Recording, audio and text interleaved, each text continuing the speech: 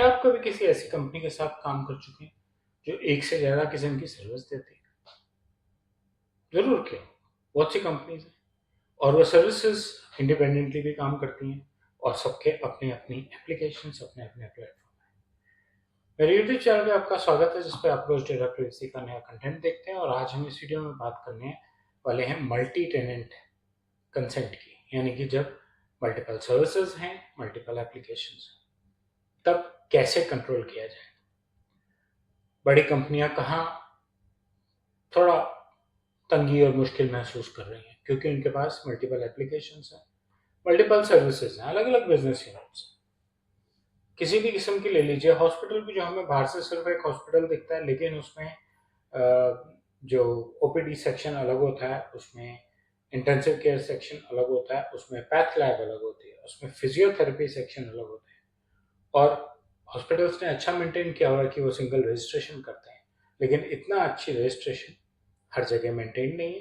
पहली बात, कंसेंट के मामले में तो हॉस्पिटल में भी ये दिक्कत है कि आपको हर सीट पे जाके, हर आदमी के पास काम के लिए जाके अलग अलग कंसेंट देना पड़ता है। फर्क सिर्फ इतना है कि वो उनकी बीमारी का कंसेंट है और हम जिस कंसेंट की बात कर रहे हैं वो उनके पर्सनल डेटा का कंसेंट है, चाहे उनका किसी भी किस्म का इलाज हो। लेकिन बाकी और कई इंडस्ट्रीज, आप एफएमसीजी में जाइए, उनके अलग अलग प्रोडक्ट लाइन्स हैं। आप बैंकिंग सेक्टर में जाइए, बैंक्स ने इंश्योरेंस कंपनीज के साथ भी टाई अप किया हुआ है, स्टॉक ब्रोकर्स के साथ भी टाई अप किया हुआ है, आपको कई किस्म की सर्विसेज देती हैं, सबकी अपनी एप्लीकेशंस हैं और सबके अपने अपने कंसेंट मैकेनिज्म सिस्टम है, सब डेटा इंडिपेंडेंटली कलेक्ट करते हैं। तो अक्रॉस सीआरएम्स, पोर्टल्स, मोबाइल ऐप्स, सबके अलग अलग कंसेंट मैनेजमेंट सिस्टम्स हैं। रीजनल और लीगल वेरिएशंस भी हो सकती हैं। तो मल्टी टेनेंट का मतलब क्या है? मल्टी टेनेंट का मतलब है कि जो आप लॉजिकली आइसोलेट कर रहे हैं अपनी बिजनेस यूनिट्स को, यानी कि अलग अलग बिजनेस यूनिट्स अलग अलग इंडिपेंडेंट तरीके से ही काम कर रहे हैं। कोर सर्विसेज शेयर्ड है, जैसे ऑथराइजेशन, लॉग, एपीआईज, लेकिन एक्चुअल सर्विसेज जो हैं वो इंडिविजुअली डिलीवर हो रही है।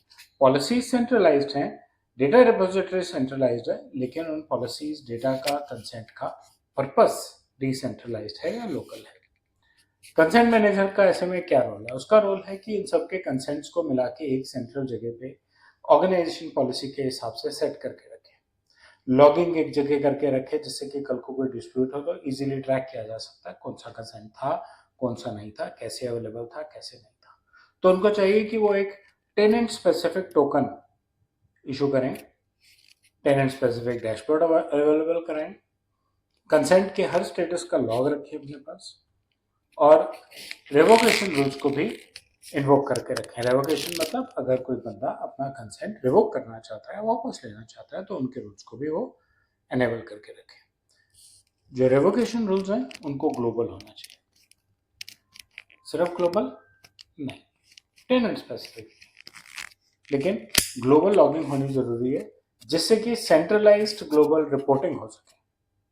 जरूरत पड़ने पे आपको अलग अलग टेनेंट के पास इंफॉर्मेशन के लिए ना जाना पड़े। Design considerations, access control tenant level पे, क्योंकि पर्पस टेनेंट लेवल पे है, क्योंकि उस टेनेंट की सर्विस प्रोवाइड करने वाला वहां पे है। और अगर हम हॉस्पिटल इसकी बैंकिंग की बात करें, हेल्थ की इंफॉर्मेशन इंश्योरेंस वाले को चाहिए, सेविंग अकाउंट खोलने वाले को नहीं चाहिए। लोकलाइज पर्पस है और उसको हैंडल करने वाले लोग भी उन्हीं के पास हैं। अगर आप सेविंग अकाउंट खोलने वाले को कस्टमर की हेल्थ की इंफॉर्मेशन दोगे, वो कहेगा क्या है, मुझे तो नहीं समझ आया।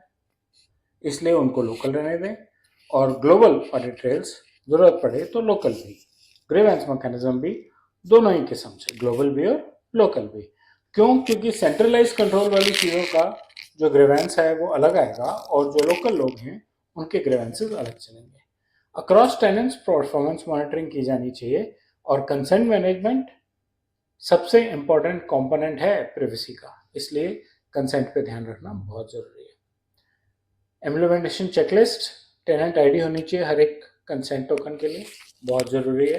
कॉमन होनी चाहिए वो टेनेंट आईडी, कंसेंट टोकन एक दूसरे पे रीडेबल होना चाहिए, एन्क्रिप्शन कीज शेयरेबल हो, रोटेशन पॉलिसी के साथ हो, रिपोजिटरी हो, और ये एन्क्रिप्शन कीज की रिपोजिटरी भी CIA ट्राइब को फॉलो करे, यानी कि कॉन्फिडेंशियल रहे, कोई अनऑथराइज एक्सेस ना कर सके और प्रोटेक्टेड रहे, बैकवर्ड्स पे ले जाए। इंटरटेनेंट सिंक्रोनाइजेशन जो होनी है कंसेंट्स की, इंफॉर्मेशन की, उनके प्रॉपर एसएलएस हो, प्रॉपर डेफिनेशन हो, कौन किसका क्या रोल है, कौन इंफॉर्मेशन कलेक्ट कर रहा है, क्या सभी कलेक्ट कर रहे हैं, कौन कंसेंट कलेक्ट कर रहा है, कौन कंसेंट स्टोर कर रहा है, कंसेंट का पर्पस क्या था, कब कलेक्ट किया गया था, कब रिवोक किया गया था। इन सब की रोल्स, रिस्पॉन्सिबिलिटीज और ड्यूटीज अलग अलग तरीके से बनी हुई होनी चाहिए। ध्यान रखिए, मल्टी टेनेंट आपकी बहुत मदद करता है क्योंकि आपकी स्केलिंग में हेल्प करता है, और स्केलिंग में हेल्प करते हुए वो आपको लेकिन आपके बिजनेस का और कंसेंट मैकेनिज्म का कंट्रोल नहीं लूज करने देता। मल्टी टेनेंट आर्किटेक्चर पे बेसिक्स में सिर्फ इतना ही। आने वाले वीडियो में हम बात करेंगे एक एग्जांपल का बैंकिंग सेक्टर की, जहां मल्टी टेनेंट आर्किटेक्चर इस्तेमाल होता है।